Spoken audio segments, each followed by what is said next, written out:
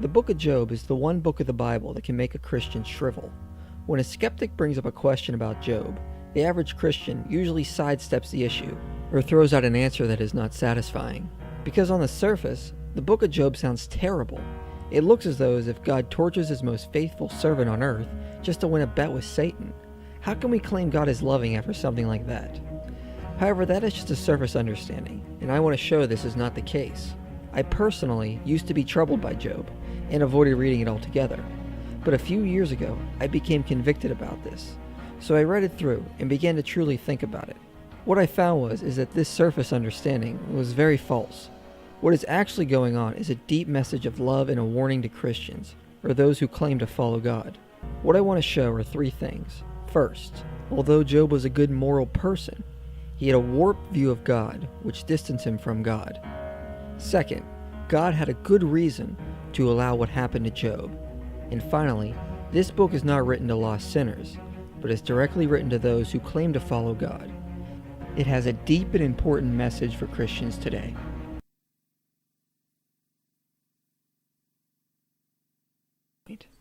God had a good reason to allow what happened to Job. In Job chapter 1, Satan comes before God, and God addresses him. Now we need to remember, before we read on, that this is God we're talking about. The Old and New Testament clearly shows that God is omniscient. So as Psalms 139 verse 4 says, even before a word is spoken, God knows it.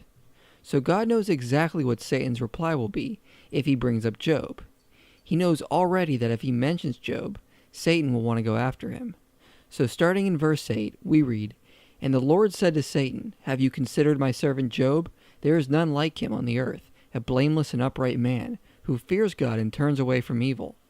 Then Satan answered the Lord and said, "Does Job fear God for no reason?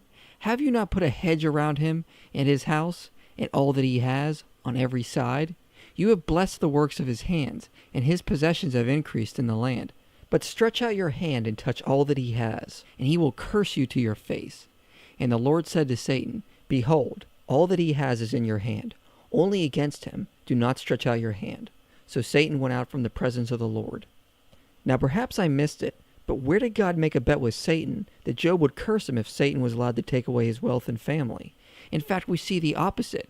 Verse 8, God says, "Have you considered my servant Job? He is a righteous man."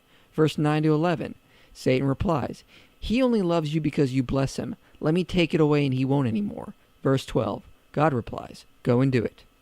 There is no mentioning that God disagreed with Satan, and God totally preempted him and gave Job over to him. So what is going on here? In the book of Judges, there is a constant cycle going on. God's people rebel against him, and they chase after other gods. So God gives them over to other nations. The Israelites realize the turmoil it has brought them, and they cry out to God. Then God rescues them by sending a judge. This cycle goes on several times over hundreds of years. And one of the things the book is teaching us is when we decide to stop walking with God, when we decide we'd rather worship other things, God gives us over to them and stops walking with us. Because, quite frankly, we are choosing not to be with him. If we were to go to the extreme and downright reject him completely, he would let us go to chase after what we want. Paul says it like this in 2 Thessalonians 2. "Because they refuse to love the truth and so be saved, therefore God sends them a strong delusion, so that they may believe what is false, in order that all may be condemned, who did not believe the truth, but had pleasure in unrighteousness." The Bible clearly teaches if we reject God, he will let us reject him and give us over to someone else. Following God is about a relationship, and if we outright reject that relationship, God lets us go. What happens in Judges is not to that extreme, though, because the Israelites realize their error and they come back to God. They don't completely reject him. They just fall away from him for a time. They don't reject him like some non-Christians do. So God didn't send them a delusion to believe, but lets the evil happen to them that they were chasing after, so that they realize their error and come back to him. Hebrews 12:6 and Proverbs 12:3 says God disciplines those who he loves like a father corrects his child. To those who want nothing to do with God, he gives them the delusion they want, so they can go their own way. But to those who want to follow God, but have lost their way, God will allow suffering to hit us, so that we will learn from it and come back to God. That is exactly what we see taking place in Job with this conversation between Satan and God. God is speaking of Job and calls him my servant. So although Job was clearly using God to get the things he wanted and not seeking God just to be with him, God still had not given up on him, like he never gives up on us. But Job had lost his way. He had fallen off the right path from which he had started and began chasing after wrong desires. But unlike the Israelites in the book of Judges, Job fell away from God in the opposite way. What we traditionally think of what it means to rebel against God is to be like the prodigal son in Luke 15. You leave God and you go out into the world. You drink, you gamble, you party, you spend all your money on prostitutes. That is what every red-blooded American knows is what it means to rebel against God. That is what it means to be the opposite of a moralist, and what we will define here for our purposes as a hedonist. But what Jesus taught was that even though that is bad, there is a far more detrimental way to rebel against God, and that was to become a moralist.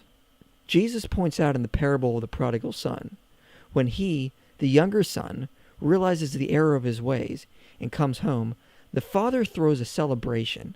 But this upsets the older son. It says, "Now his older son was in the field, and as he came and drew near to the house, he heard music and dancing. And he called one of the servants, and asked what these things meant. And he said to him, Your brother has come, and your father has killed the fattened calf, because he has received him back safe and sound. But he was angry and refused to go in. His father came out and entreated him. But he answered his father, Look, these many years I have served you, and I never disobeyed your command. Yet you never gave me a young goat that I may celebrate with my friends. But when this son of yours came, who had devoured your property with prostitutes, you killed the fattened calf for him." See, what Jesus is saying is it is not the parable of the prodigal son, but the parable of the prodigal sons. They are both prodigal in completely opposite ways. The younger son rebels against God by going out to live the life of the rebellious hedonist. But the older rebels as a moralist. He doesn't go into the house to be with the Father, but goes out, not into the world, but into the field of his own works. He goes to where he has built his identity, which is what he thinks he has done for God. When the Father comes out to him, the only thing the older son can say is, "Look at all I've done for you, and you never give me anything for it. Why won't you realize how good I am and how much I should have earned? Why don't you reward me for what I've done?" See, it's all about him. He is using God to get the things he really wants, not using the things he has to love God. The older brother has rebelled against God and has gone out from him to be about his works and what he thinks he has earned through them. But like the younger brother, it is all about him, just in a different and more destructive way. Because the younger son realized his error. He came back. But the story ends in verse 32 open-ended. We don't know if the elder brother came back in or not, because it is harder for a moralist to realize they are prodigal than it is for a hedonist. Because the moralist looks at his works and says, "Look at all I did for God. God owes me now. I've not gone out from him like those sinners. I've earned it." And when you have that mentality, it is extremely hard to see yourself just as lost as the younger son. C.S. Lewis once said, "Prostitutes are in no danger of finding their present life so satisfactory that they cannot turn to God. The proud, the avaricious, the self-righteous are in that danger. The ones who don't see themselves as lost, but believe they have earned grace and blessings, are in far more danger of being lost in themselves." And we have seen that Job had that exact same mentality. It is not about God, but using God to get the things he wants. He has turned to himself and his works. I earned all this because I did the right prayers. I lived the right life. It was all done because I worked the system perfectly. And God says, "No, you haven't. You've left me. You have started chasing after self-fulfilling desires, and I will give you over to the father of greed, whom you truly follow." God gave Job over to Satan to get him to realize he was lost in himself, in his own righteousness, and not in God's righteousness and love. He became a moralist and was just as prodigal as a hedonist.